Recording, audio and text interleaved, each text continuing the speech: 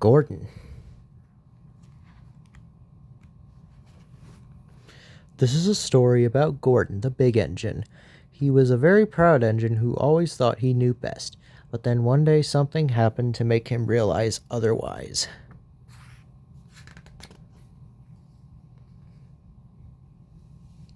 Gordon was always boasting and telling other engines how to behave.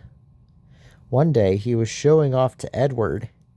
"You watch me this afternoon as I rush through with the express. That will be a splendid sight for you when you're shunting trucks."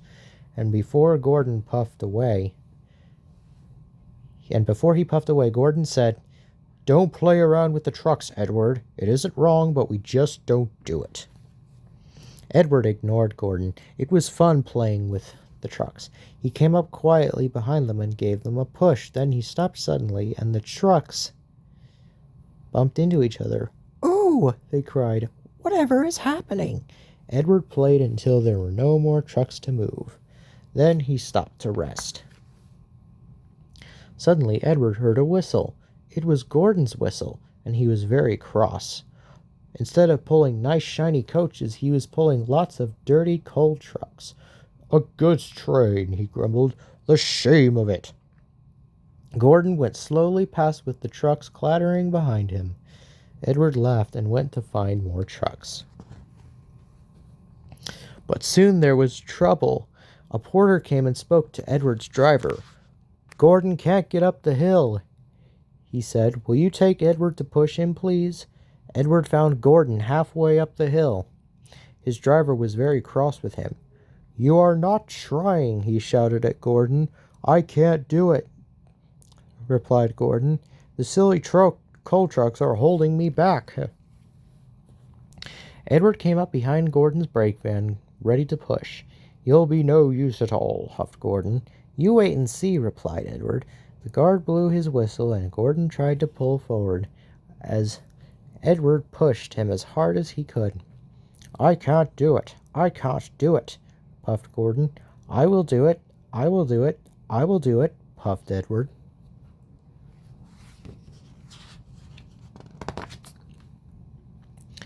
Edward pushed and puffed with all his strength, and before long Gordon was at the top of the hill. "I've done it," he said proudly, forgetting all about Edward, pushing behind, and Gordon ran on to the next station without stopping to say thank you. But Sir Topham Hatt didn't forget to thank Edward. The next day he was given a beautiful coat of blue paint with red stripes.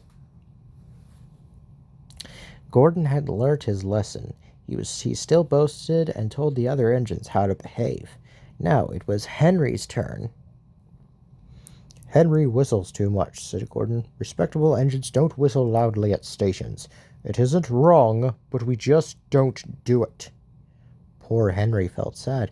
"Never mind," whispered Percy. "I like your whistling."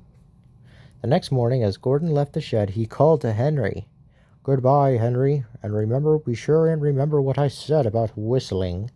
Later that day, Henry took a slow goods train to Edward's station. "Hello, Henry," said Edward. "I was pleased to hear your happy whistle yesterday." "Thank you," Edward smiled. "Hello, Henry," said Edward. "I was pleased to hear your happy whistle yesterday." "Thank you, Edward," smiled Henry. "Shh! Can you hear something?" Edward listened. Far away, but getting louder and louder, was the sound of an engine's whistle. "It sounds like Gordon," said Edward, "but Gordon never whistles like that." But it was Gordon. He came rushing down the hill at a tremendous speed. Gordon's whistle valve wouldn't close, and he was whistling fit to burst. He screamed through the station and disappeared. "Well," said Edward, looking at Henry, "it isn't wrong, but we just don't do it," chuckled Henry, and Edward laughed. Meanwhile, Gordon screeched along the line. People came out of their houses, fire engines set off to find the fire, and old ladies dropped their parcels in shock. The noise was awful. Porters and passengers held their ears. Sir Topham Hatt held his ears too. "Take him away," he bellowed, "and stop that noise." Still whistling, Gordon puffed sadly away. He whistled as he crossed the points. He whistled in a siding. Gordon was still whistling as the last passenger left. Then two fitters climbed up and knocked Gordon's whistle valve into place, and at last There was silence. Gordon slunk into the shed. He was very glad it was empty. He didn't want anyone to make fun of him. Later that evening, the other engines came back. "It isn't wrong," murmured Edward, "but we just don't do it." And all the engines laughed apart from Gordon. From then on, Gordon was a much quieter, humbler engine. Well, for a few days, anyway.